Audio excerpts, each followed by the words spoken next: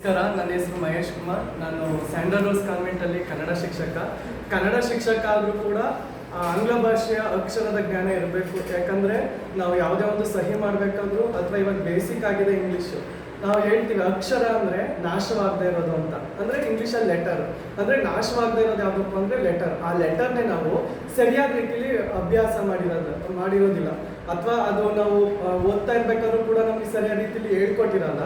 ನಾವು ಅಭ್ಯಾಸ ಮಾಡಬೇಕಾದ್ರೂ ಸರಿಯಾದ ರೀತಿಯಲ್ಲಿ ಯಾವ ರೀತಿ ಅಭ್ಯಾಸ ಮಾಡಬೇಕು ಅನ್ನೋದು ಗೊತ್ತಿರಲ್ಲ. ಆದರೆ ಈ ರೀತಿಯಾದಂತಹ ಒಂದು ತರಬೇತಿ ಕಾರ್ಯಕ್ರಮಗಳು, ಟ್ರೈನಿಂಗ್ ಸೆಷನ್ಸ್ಗಳಿದ್ದಾಗ ನಮಗೆ ಈ ರೀತಿ ತಜ್ಞರಿಂದ ಮೇನಕಾ ಮ್ಯಾಮ್ ಹೇಗೆ ಬಂದು ನಮಗೆ ಒಂದೊಂದು ಲೆಟರಲ್ಲೂ ಕೂಡ ಒಂದು ಕ್ಯಾಲಿಯೋಗ್ರಫಿ ಆಗಿರ್ಬೋದು, ಎಪಿಗ್ರಫಿ ಆಗಿರ್ಬೋದು, ಎಲ್ಲವನ್ನು ಕೂಡ ಡೀಟೇಲ್ ಆಗಿ ನಮಗೆ 2 ಸೆಷನಲ್ಲಿ 2 ಸ್ಯಾಟರ್ಡೆ ನಮ್ಗೆ ಹೇಳ್ಕೊಟ್ಟಿದ್ದಾರೆ.